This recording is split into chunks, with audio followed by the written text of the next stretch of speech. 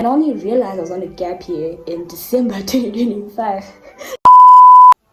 Hello everyone, my name is Izzy and welcome to my channel. If you're new here, hi my love, welcome to the chat fam. As you've seen by the title of today's video, we'll be discussing all things related to gap years, navigating them, how to make the most of it and the opportunities you can look for. So let's get straight into it.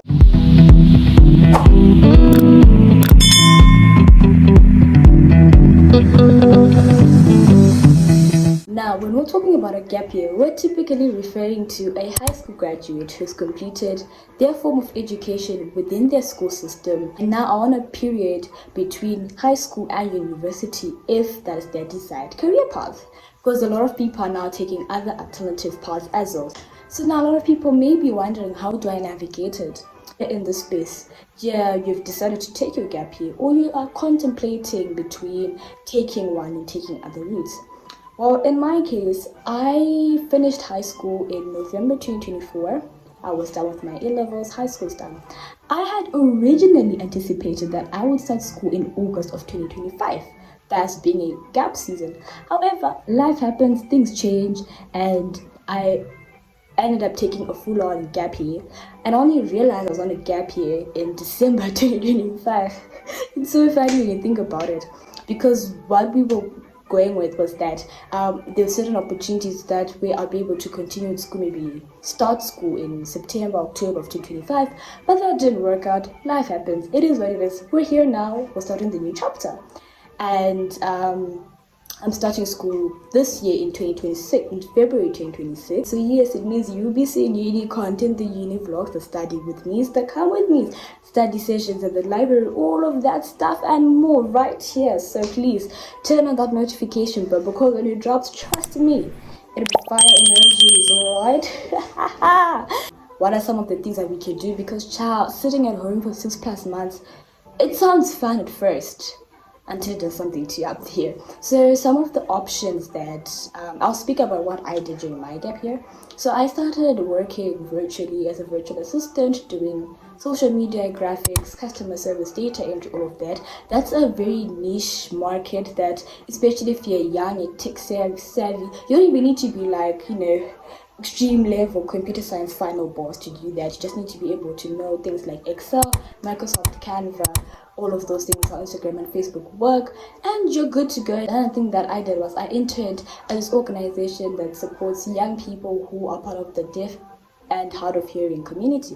That was one of the best experiences, one of the major highlights of 2025 for myself. Started doing more content creation, doing more visual films, started doing more online courses for the plot that are free. Another place you can find good links for these online opportunities is on X. I know. Be careful with how you operate on that platform, but trust me, it can be a gold mine. I started doing Model UN last year.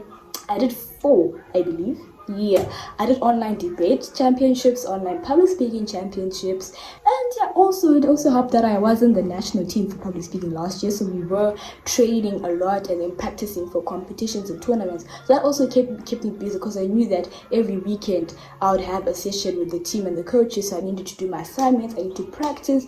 And yeah, some of my other friends who I was on a gap year with, they were working at their formal skills as junior masters, junior mistresses, assistant teachers, debate coaches, sports coaches, doing online jobs. You can also take up jobs with like other companies, you can even offer to just shadow or volunteer for free. I know working for free sounds but trust me, it's better than sitting at home doing nothing the whole year. Trust. The option that you can do is do online opportunities. I spoke about the 100 Youth Ambassador Program. There are opportunities like Tilting Futures, the Debate Scholars. I'll try to add more on screen, either on screen or in the description. The thing I did was continue with my community project. So my community project is called Together in the Community. It's targeted to empower young people who are part of the deaf and hard of hearing community.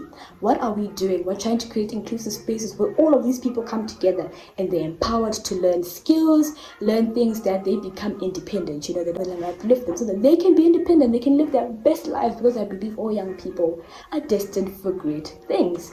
So we had a session where we would teach these young students who are part of the deaf community kitchen skills, because they're often left out of these experiences. The last thing I'd encourage you to just do not put yourself under a lot of pressure if you're in a situation where you're trying to figure out what degree you should do, whether you want to study outside your country or within your country, whether you want to go to University A, University B, or picking a degree purely based on prestige. Please look for reliable sources like career guidance counselors, people who have done your degree online on platforms like LinkedIn, or just reach out to other professionals to get a view of what that field is.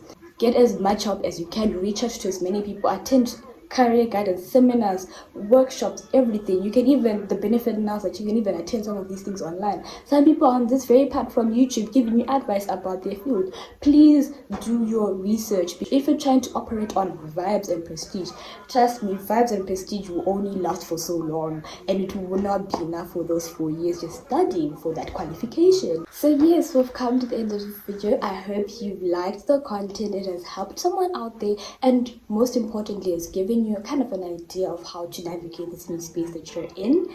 And yes, I wish you nothing but the best. More uni content will be coming up, so please stay tuned for that. And until next time, is take care and goodbye. Mwah. I'm a firm believer of keeping yourself occupied, because an idle mind is the devil's workshop. Yeah.